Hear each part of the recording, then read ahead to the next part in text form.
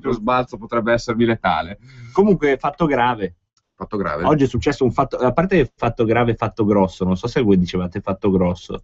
Fatto enorme. Io di solito sono fatto e basta. Quando bisognava dire che bisognava andare in bagno ma non per fare la pipì, si diceva fatto grosso, no? Ma sinceramente queste cose, tu che magari hai più pratica con gli asili, puoi dire no. Devo andare in bagno, poi quello che faccio in bagno. Comunque, Sabelli, che mi era il capo, proprio il leader, il gran sacerdote dell'Associazione Nazionale dei Magistrati, ha fatto una denuncia, quindi c'è poco da ridere perché lui ha detto fatto grave. Ah, beh, allora se è fatto grave.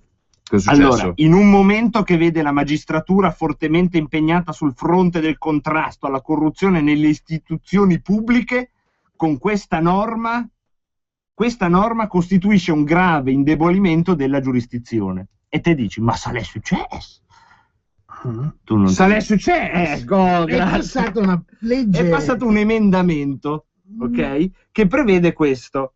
Chi ha subito un danno ingiusto per effetto di un comportamento, di un atto, di un provvedimento giudiziario posto in essere dal magistrato in violazione manifesta del diritto o con dolo o colpa grave nell'esercizio delle sue funzioni ha diritto al risarcimento. Questo è il fatto grave. Ma no, è di una gravità inaudita. Cioè, no, se fai una cazzata paghi. No. Ah, gravissimo. No. Ma come? Siamo matti?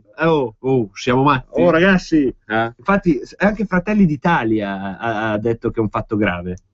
Ha fatto una dichiarazione questo Cirielli che ha detto l'emendamento della Lega approvato oggi dall'Aula anche con molti voti del PD come si dice non aiuta a risolvere la questione giudiziaria perché rischia di depotenziare la funzione. Ma nel senso non possono più fare tutto quel cazzo che vogliono. Questo qua è mai andato in un ospedale? Cirielli, ma lui lo sa che il medico di famiglia, no, magari il medico di famiglia è meno soggetto, ma il medico di ospedale che sbaglia a farti una radiografia gli fanno tanto culo così, scusate il francesismo, e che i medici sono obbligati a pagarsi fior di assicurazioni per svolgere il loro lavoro e perché i magistrati no. In fondo i medici ti salvano la vita. E i magistrati? E invece i magistrati te la rovinano. Ecco, comunque oggi vita rovinata anche per Enrico Letta.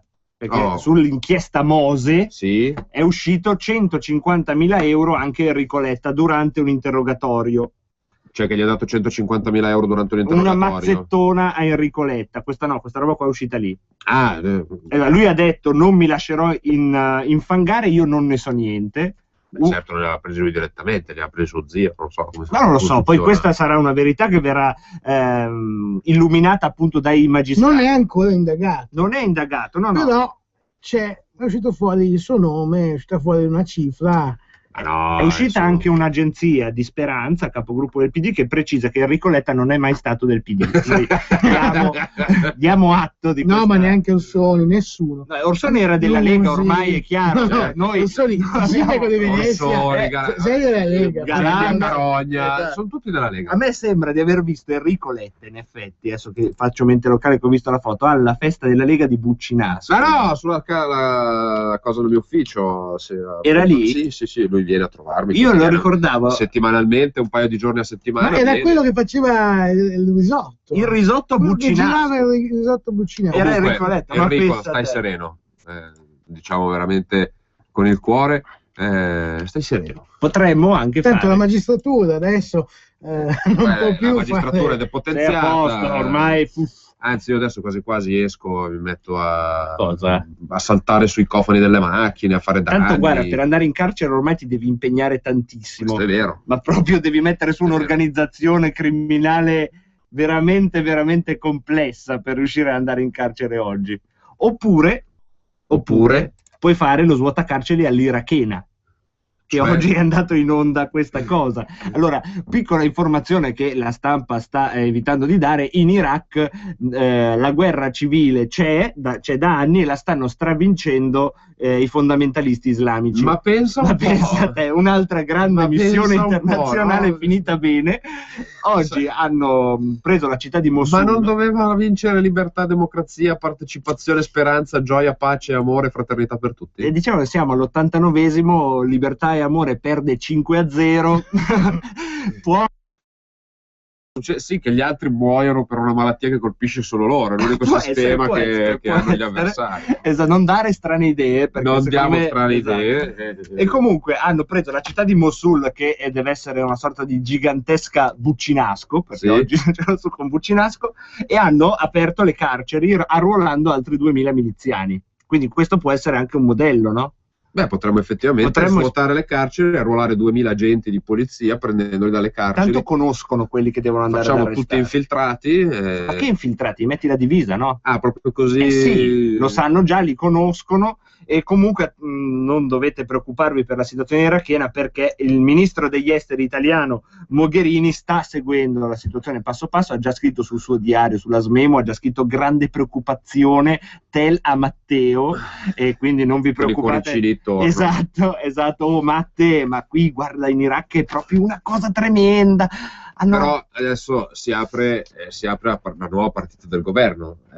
Renzi si dimette, adesso appena che rientra non guardarmi così. Si dimette? Aveva detto entro il 10 di giugno faccio la riforma del Senato, sono vado a casa.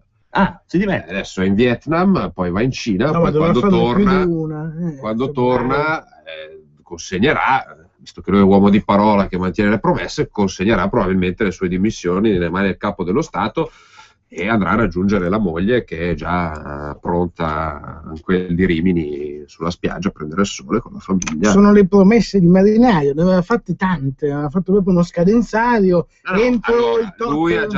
Lui ha già fatto 5 riforme al mese, 5 mesi. Ha già fatto la riforma della giustizia. No, questa no.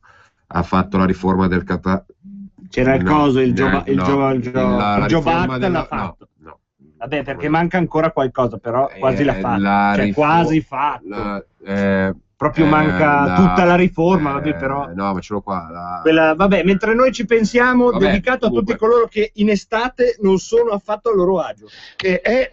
Cos'è? No, è Gasparri. No, ma questo è Gasparri, ma questo è uno che non è a suo agio mai. Non è a suo agio nel mondo, perché sta sentendo il Senato che forse che voi smanettate in studio, invece qui quando siamo solo io e Robertone c'è una professionalità, feeling, guarda come mi parte la professionalità, oggi si vede, ci siete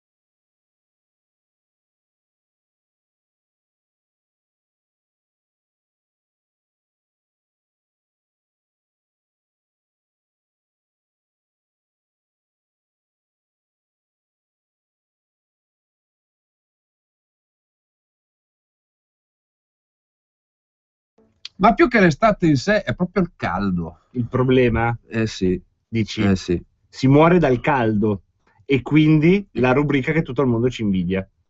Il mortiversario, cioè, cos'è questa faccia? Io non lo so, cioè... Fa caldo, che da faccio fatica. ascoltare con le mani sui Esatto. rigorosamente. Devi avere pazienza. Io soffro il caldo e quindi il mio cervello già di per sé lento e affaticato col caldo. Ma oggi guarda che abbiamo un trio che ti ridesterà. E non so se si ridesteranno addirittura loro, sarebbero 3 begli zombie da vedere in circolazione. Beh, il primo che ci ha lasciato l'11 giugno nel 1984 è stato Enrico Berlinguer. Noi da Radio Padania non ne parliamo perché noi sappiamo che in questo momento Berlinguer sta rivoltandosi nella tomba anche abbastanza senza di noi, vedendo Renzi, vedendo tutto il film di Veltroni. Se pensi che gli eredi di Berlinguer sono Vendola. Ecco, ma no, lascialo tranquillo, almeno a Radio Padania. Sì, no, guarda. Lascialo tranquillo. Però, ecco, Gianni da Brescia, che ieri avevi qualche confusione destra, sinistra, centro, Berlinguer, sinistra. Fisso. Oggi, 2 fisso. Ieri abbiamo chiuso la trasmissione con la domanda angosciante, appunto, di Gianni da Brescia per SMS, che cos'è il centro? Il centro è Saragat, e infatti mi muore oggi il presidente, l'ultimo del centro, l'ultimo vero centro. E poi, quale modello migliore per una nuova destra che però sia localista di Clemens, Wenzel, Nepomuk, Lothar von Metternich, Winterburg? Meistein, Conte, principe di Metternich, che ci ha lasciato le penne proprio a Vienna. Cervelloni Mazzanti vien dal mare. Se tu traduci Metternich, sì, Cervelloni Mazzanti vien dal mare. Diciamo subito questa cosa, il Metternich se la menava abbastanza, già tutti sti nomi, poi si faceva chiamare Conte quando andava nei posti, capito? Sì. Il Conte, tutti i pernacchie, perché ovviamente senti. Però il Metternich ha avuto una carriera politica mica male. Prima di tutto è diventato il cattivo del Risorgimento. E qualcuno doveva pur farlo. Quindi io penso che tutti coloro che tifavano per i cattivi a scuola poi sono diventati leghisti anche tramite del Metternich, che in tutta questa roba di brava gente era quello cattivo. In realtà è stato un fraintendimento quello per cui il Metternich sarebbe quello cattivo, perché quando lui per la prima volta dice la sua famosa frase sull'Italia, che è soltanto una espressione geografica. Esatto, questo è l'audio originale, ringraziamo Bordonati. Mi sono reincarnato in Metternich, un secondo. Praticamente in realtà questa nota è stata scritta per la prima volta nel 1847, era una nota diplomatica che lui aveva mandato dove c'era dentro questa frase: l'Italia è un'espressione geografica. Viene poi presa come pretesto durante i moti napoletani del 48, sì, ma viene completamente estrapolata dal contesto, nel senso che la frase continuava, non finiva così. L'Italia è un'espressione geografica, appunto diceva, ma dopo diceva anche che insomma bisognava fare una confederazione di stati sovrani reciprocamente indipendenti. I napoletani hanno preso solo queste 4 frasi, queste 4 parole, e hanno inscenato dei modi. Espressione geografica chi? Insomma, tutta amuina. Ma perché era andato su Facebook, l'aveva scritto, no? È venuto fuori il link del testo, è venuto fuori solo quella frase lì, no? Poi la gente, come fa su Facebook, non va a leggere gli articoli e si basa solo su quello che legge nel sì, probabilmente da lercio.it. Allora avevano messo il non mi piace, esatto, solo per lui, anzi mi fa schifo con la schifo. No, proprio ti schifo. Ti schifo e ti odio, ti sputo. Ma lui alla fine è stato frainteso, solo che purtroppo tu pensa se questi qua davano retta a lui, diceva facciamo una bella confederazione di stati. Ma lui è un incompreso, lui diceva ma perché non facciamo una confederazione di stati sovrani reciprocamente indipendenti? Lui aveva un'idea confederale. Ma praticamente tutti avevano l'idea di fare confederazioni, lui, Cattaneo, tutto il contrario. C'è un partito degli incompresi all'interno del... No, più che altro che c'era il Renzi di allora, che erano i Savoia, che... il Cavour,